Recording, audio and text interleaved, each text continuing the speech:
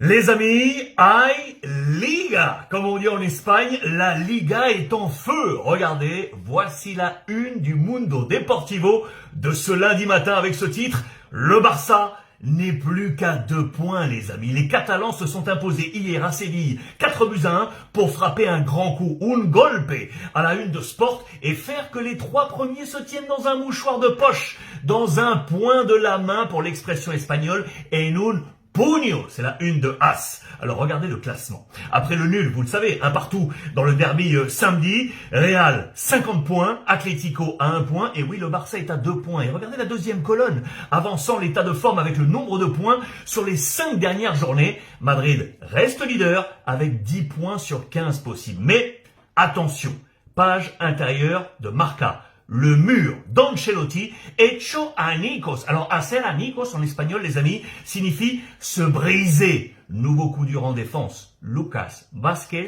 qui vient grossir les rangs de l'infirmerie après Carvajal, Militao, Rudiger et Alaba. 36 blessures cette saison, dont 26 musculaires, 5 défenseurs donc touchés sur les 8 que compte le groupe, 17 défenses différentes cette saison pour le Real Madrid. Alors, que va faire Carlo Ancelotti demain pour affronter Manchester City en Ligue des Champions? L'option 1, les amis. Un nouveau défi pour l'étrange duo Asensio-Tchouaméni. Le Français compte 29 matchs cette saison, dont 14 en défense centrale. Asensio compte lui déjà 20 apparitions depuis son entrée dans le groupe. C'était le 9 novembre à Osasuna. L'option 2, Ancelotti pourrait former cette paire. Valverde, Tchouaméni, l'Italien, les amis, qui pourrait également faire des changements devant, car il en demande plus à ses 4 stars, les Spidemas. Regardez, c'est la une de Marca avec Bellingham, Mbappé, Vinicius et Rodrigo en page intérieure. Marca avance qu'à la mi-temps du derby,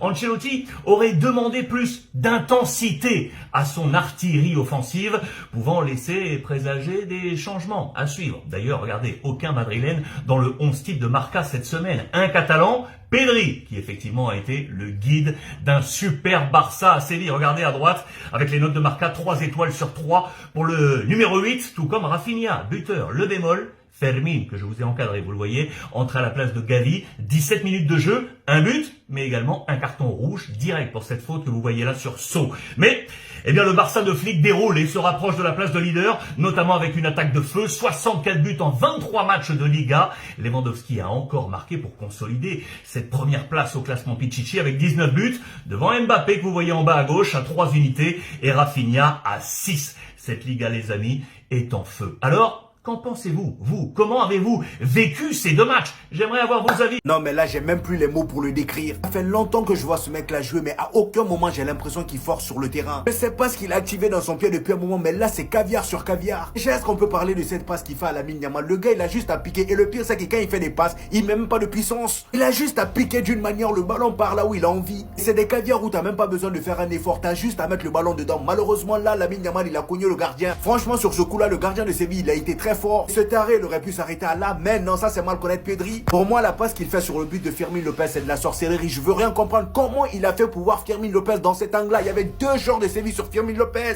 Sa vision de jeu est juste hallucinante. Je pense qu'on n'a pas les mêmes choses Parce que là moi sur ce but là j'ai vraiment été choqué. Dès le début de la deuxième mi-temps, il n'y a même pas eu 1 minute, voilà je crois 56 secondes. Il a posé le caviar, Fermin Lopez a mis dedans. Et c'est là tu vois que le gars il a juste besoin d'un finisseur devant. Voilà, il veut juste quelqu'un qui tue devant. Vraiment dommage que Robert Lewandowski n'ait plus la même efficacité qu'avant. Parce que même Ferran Torres il a réussi à le bonifier. Regardez déjà le dernier match du FC Barcelone face à Valence. Le gars il te lâche des caviars sans forcer. Jamais tu vas le voir mettre de la force. Il est là, tu le fais pression, il tourne sur lui-même, t'es mort. Ah vraiment Pedri les gars, là le Barça ils ont quelque chose en main. Il me régale à chaque match.